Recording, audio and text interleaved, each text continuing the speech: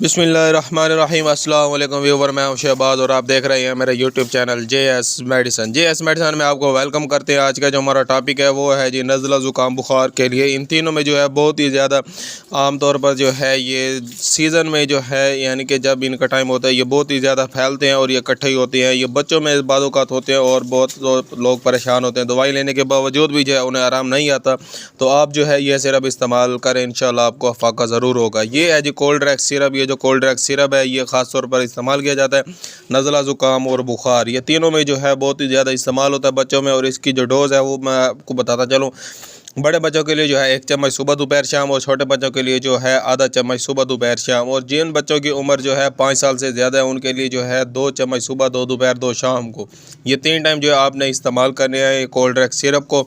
इसके अलावा मैं आपको बताऊं, ऐसी और मज़ीद इन्फॉर्मेटिव वीडियो देखने के लिए हमारे चैनल को सब्सक्राइब करें और साथ में बेल आइकन को प्रेस लाजमी करें। मिलते हैं अगली वीडियो में, अब तक के लिए हमें इजाज़त दें। अल्लाह हाफिज़।